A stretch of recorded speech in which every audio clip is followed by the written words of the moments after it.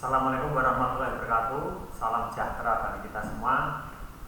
Pada kesempatan kali ini saya akan membahas yaitu menganalisis gangguan pada blok silinder sepeda motor.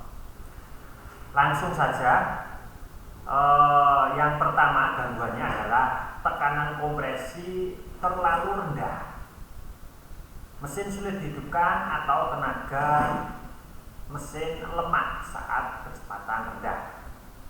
Indikasi yang pertama adalah cincin torak aus, macet atau patah. Ya, cincin torak, macet, aus atau patah.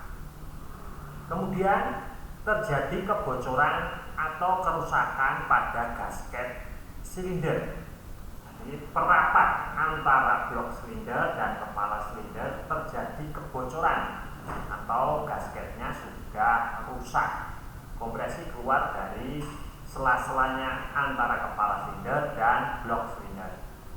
Yang ketiga, dinding blok silinder sudah aus atau rusak di sininya, tengah-tengah atau di depan. Biasanya ada lekukan sedikit setelah kita raba yang paling depan.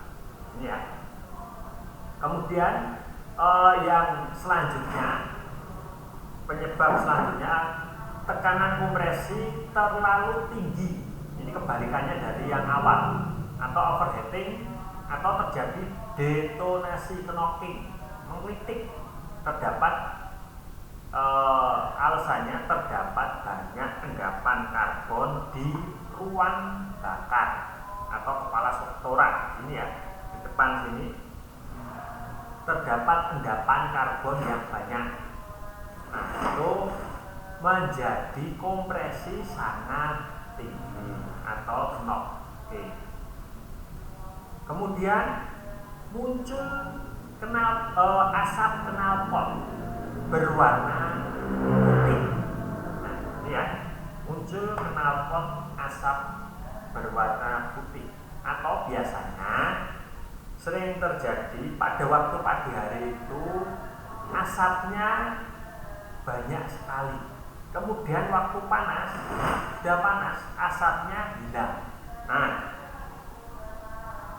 mengindikasikan yang pertama adalah blok silinder torak atau cincin torak sudah aus. Ibaratnya ini piston di dalam blok silinder ini sudah aus atau sudah tidak presisi lagi. Bahkan seperti ini ya. Nah, dilepas langsung keluar. Nih, pada waktu pagi hari keluar asap knalpot. Nah, nanti panas, piston ini juga mengembang tapi tidak mengembang terlalu besar, mungkin 0,0 sekian. Jadi bisa menutup rapat kembali. Itu ya, ibaratkan seperti itu. Kemudian yang kedua, indikasi yang kedua adalah pemasangan cincin. Pemasangan cincin torak tidak tepat, atau biasanya antara sambungan satu dan sambungan yang satunya itu sama atau sejajar, mengakibatkan oli masuk ke dalam ruang bakar dan terbakar menjadi asap putih di knalpot. Kemudian torak atau dinding blok silinder tergerus atau tergores, terdengar suara kasar atau suara tidak normal. Ya, biasanya yang sering terjadi tergerus itu di blok silinder 2 tak sini, karena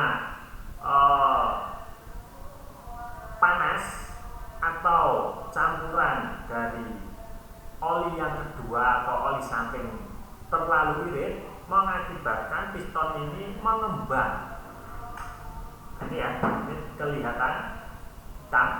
Nah, ini mengembang dan biasanya mesin mati atau mengejek. Mesin mati gara-gara piston mengembang dan tidak bergerak. Ya. Kemudian lama-kelamaan suara dari mesin itu terdengar sangat kasar. Nih. Terus kemudian selain ini, indikasi lainnya adalah penatora aus. Penatora aus ini yang di tengah di sini biasanya ada cekukan, lekukan karena connecting rod masuk di tengah-tengah.